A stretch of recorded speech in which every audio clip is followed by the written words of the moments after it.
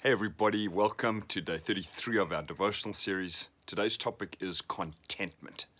Paul says in Philippians 4 and verse 12, "For I have learned the secret of being content in every situation, whether I'm well-fed or hungry, whether I'm living in plenty or in want." What an amazing verse talking about the secret of being content. And I'd like to suggest today, firstly, that contentment is a choice. Contentment is a choice. It's not based on circumstances, it is rather a choice. Paul, twice in this passage, speaks about learning to be content whatever the circumstances. And then he says, in essence, I've been hungry and I've been well fed. I've lived in plenty and I've lived in want, but I've figured out that it's not based on how much I have, whether I'm content, but rather a hard choice that I make. The second thing that stands out to me is that contentment is usually fueled by gratefulness. Contentment is usually fueled by gratefulness. In this little passage, Paul is actually thanking the Philippian church for a gift that they sent to him. The heart of his letter is thankfulness. It's joy, as we discussed earlier. And so when I look around me and I find things to be grateful for, there's always something, usually many, many things to say thankful for.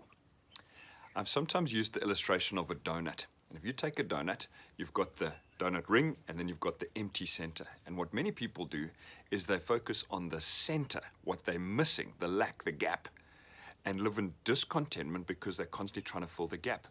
Whereas the donut ring represents everything that God's already blessed us with. And when I focus on what there is rather than what there isn't, contentment is the product of gratefulness. It's fueled by that gratefulness.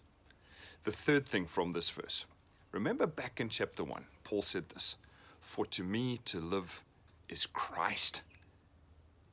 If that is the center of Paul's thoughts, then he can say later on in chapter 4, I've learned the secret of being content.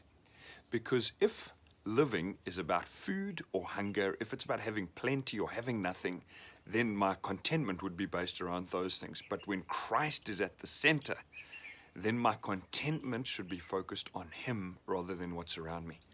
This is far easier said than done. No wonder Paul says, I've learned the secret of being content. It's something to be learned, it's something to be figured out and to be grasped, and it's a precious, precious gift that my contentment is a choice, it's fueled by gratefulness, and it should be Christ-centered.